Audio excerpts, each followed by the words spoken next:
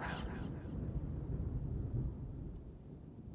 Years ago, while traveling through Europe in my late teens, I'd stepped down onto a train platform and been stopped in my tracks by the thought that in that moment, I could be anybody. None of the people spilling past from the trains around me knew anything about me. I could reinvent myself if I liked, claim a different name, speak with an accent, be brave about things I hadn't been brave about before, or just try on a different kind of life. Isn't that part of the appeal of Halloween? A chance to try on something different, a mask, a costume, and the leeway of the day, us allowing each other a bit of strangeness. I thought about it while I looked through my closet a few hours before the trick-or-treating was likely to begin. I never bought costumes. I'd rather some old clothes creatively put together than something from a plastic bag. I pushed through the hangers and found a black overcoat that could be made to look a bit like a witch's robe. I clucked my tongue, not a witch again. Past that, I found an old dress, long and scarlet, cut a bit close with a high waist. All right, I'd had a Pride and Prejudice phase. We were all young once. On a hook beside it was a crown, silly, golden, and bedazzled, something I'd been given to wear at a bachelorette night out and had somehow made it home with. I looked at the crown and the dark red dress and slipped a necklace off a hook, a costume piece with a big red heart hanging from it. "Queen of Hearts?" I said aloud. Said the attic. "Thank you, Peanut Gallery." I smiled up at the ceiling above. The attic didn't usually have much to say. Once, maybe twice a day, there was a soft, inconspicuous bump, as if someone had just set their coffee mug down a bit hard on a table or closed a book for the night.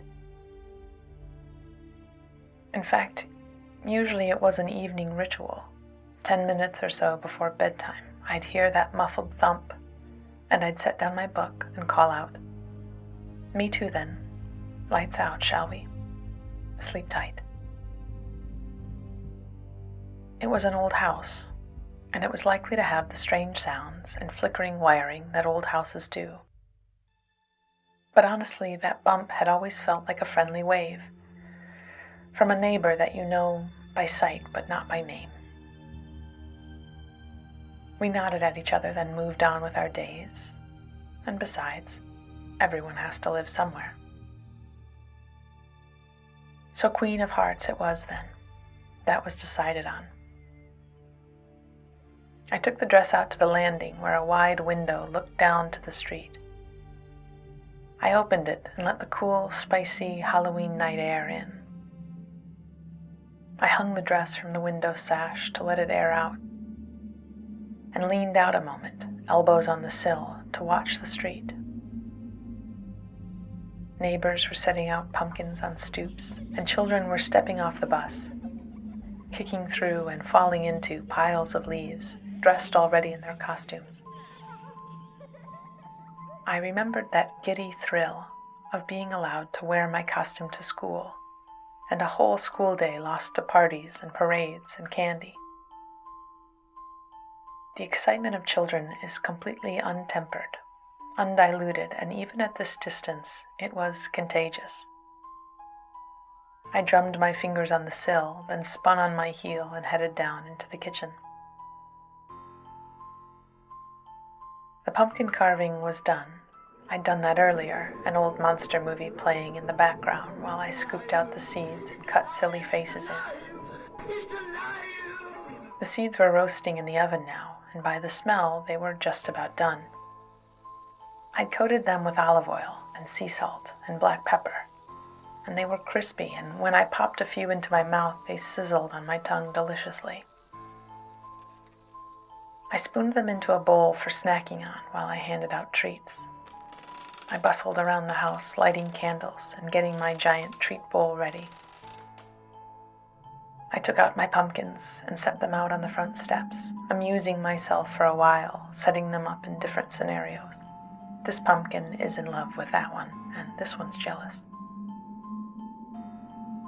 I was having a bit too much fun for a grown-up alone on her porch on Halloween.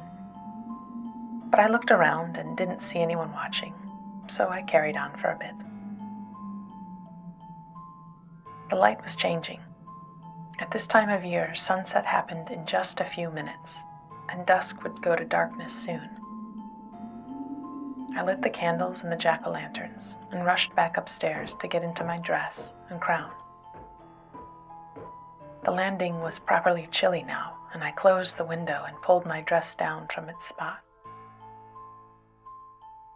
As I turned to head back to my room, I stopped short. The attic stairs had dropped down from the ceiling and were resting on the landing floor. They were that old sort of retractable steps.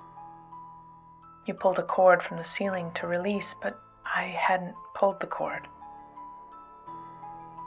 I took a deep breath. "Very well," I said calmly. "I suppose if there were one night of the year when you are allowed to act up a bit, it would be Halloween night." I took the following silence for agreement.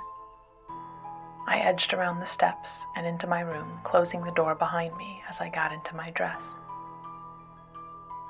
There was a lingering chill in my body, that was certain. But I remembered the excitement of the kids gearing up for their neighborhood prowl and how it had gotten into my system a bit, and thought it must be even more contagious than I'd realized. I settled my crown onto my head and looped the silly heart necklace around my throat, slipped my feet into some old red velvet slippers, and heard the first call of trick or treat from the front door. "We'd better get down there," I called out. Said the attic. Sweet dreams.